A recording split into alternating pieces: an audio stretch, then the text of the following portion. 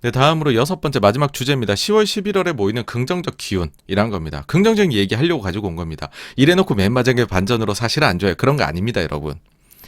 정말 긍정적인 얘기입니다. 자, 이유가 여러 개인데요. 첫 번째 이유는 중국이 위드 코로나를 하지 않겠느냐는 겁니다. 이 시기면. 아까 전에 제가 지난주 증시 정리하면서 뇌피셜 86번 가다 말씀드렸잖아요. 거기서 자, 중국 백신은 mRNA가 아니기 때문에 힘을 못 쓰는데 4월부터 중국판 mRNA 백신이 중국인 대상 임상이 들어갔다. 그러니까는 거기다 최근에 중국의 전염병, 감염병 관련의 영웅인 중난산도 mRNA의 교차 접종에 대해서 이야기를 했다. 이런 걸로 봐서는 중국이 아마도 하반기부터 mRNA를 맞추지 않겠느냐라는 생각이고, 백신을요. 그러면은 14억 인구 다 맞출 때까지는 시간이 걸릴 거니 10월 당대회까지는 뭐 제로 코로나를 부디기 하더라도 이 즈음이나 그 뒤부터는 위드 코로나가 가능해지지 않겠느냐. 중국이 위드 코로나가 가능해지면 솔직히 봉쇄 걱정이나 이런 여러 가지들 할 필요가 당연히 없어지겠죠. 큰 고민 하나가 사라지게 될 겁니다. 다음으로 두 번째는요, 뭐 사실 여러 차례 말씀드린 건데 11월 초에 중간 선거가 있는데 만약 공화당이 승리하면 유가가 좀 떨어질 수 있지 않을까라는 기대입니다.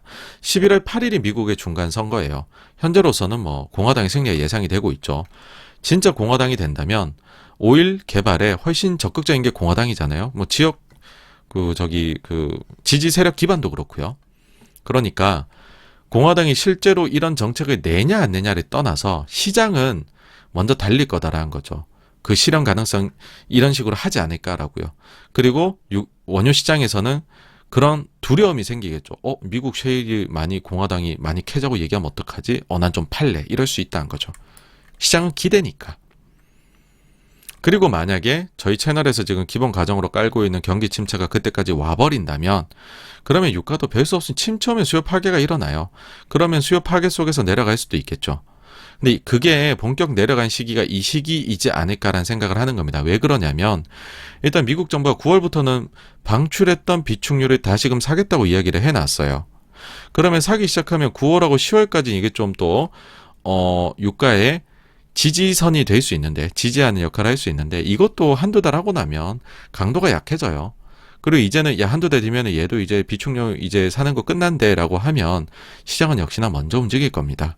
그 시기가 11월이지 않을까. 그 다음에 세 번째 이유인데요. 아까 제가 기저효과에 대해 갖고서 인플레에 조금 디테일하게 말씀드렸습니다. 그렇게 말씀드린 이유는 요거 말씀드리고 싶었어요. 사실은. 자, 연말에 기저효과만으로도 인플레가 좀 내려갈 가능성이 높다. 이건 뭐냐. 아까도 말씀드렸지만 4에서 6월까지는 인플레가 확 높아졌었어요. 리오프닝 기대감, 중고차 가격 때문에. 그러다가 델타가 퍼지면서 3분기에는 상승률이 확 꺾였었어요. 그러다가 그 뒤부터는 오미크론 해도 뭐 그냥 사람들이 그때부터 위드 코로나 했잖아요. 그러면서 런어웨이 인플레이션 모든 게 다 올라갔었죠. 인플레가 확 속도를 냅니다. 그리고 2022년 들어서는 1에서 5월까지 계속해서 인플레가 높게 나오고 있어요. 그죠? 자, 그러면 기저가 높잖아요. 이게 베이스 이펙트가 있다고요. 10월부터 높았다고요. 그러면 10월 지표부터는 애지간히 높지 않으면은 전년 동기 대비로는 좀 안정화 가능성이 저는 있다고 생각을 합니다. 그리고 이 10월 데이터가 지금 예상으로는 CPI가 11월 10일에 발표가 됩니다. 자, 10월 중국 당대회, 중국 위드 코로나 가능성, 11월 8일 미국 중간선거 공화당 승리하면 셰일 개발의 가능성, 그 다음에 기저효과로 인해서 10월 CPI부터는 안정화 가능성이 있는데 이게 11월 10일에 나온다. 그리고 만약 그 사이에 만약에 침체까지 있다. 그래버리고 나면은 향후 FOMC 회의 지금 스케줄이 어떠냐면 6월 15일, 7월 27일, 9월 21일, 11월 2일, 12월 14일이에요. 11월 10일에 나오니까 11월 2일 FOMC 회의까지는 별거 없을 거라고 전 봅니다. 크게 뭐 시장을 좌지우지할 거는. 근데 12월 회의가 나올 때는 상황이 좀 달라질 수 있어요. 인플레가 좀 안정이 될 수 있다고요, 여러분. 그러면은 제 생각에 이때는 다시 돈 풀기를 할 수도 있다. 그럼 좀 내려오는데 푼다 그러면 시장은 좋아하겠죠. 그래서 결론은요. 침체는 솔직히 좀 불가피하다는 생각이 계속 가져요.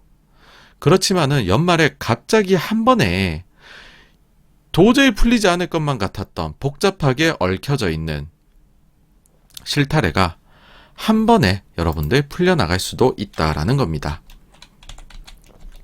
그래서 너무 저희가 또 부정적으로만 생각하지 마시고, 그러니까 조심스럽게 해야 되는 건 분명해요. 지금 당장 여러분들에게 희망을 가지라고 말씀드린 건 절대 아닌데, 또 부정적으로 가다 보면 사람이 한없이 부정적이거든요. 그러지 마시라.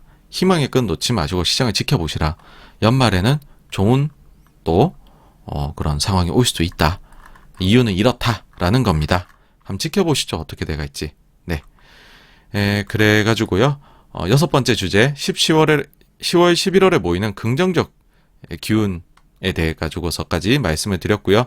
오늘 준비한 내용 여기까지고 Q&A로 이제 넘어가 보도록 하겠습니다.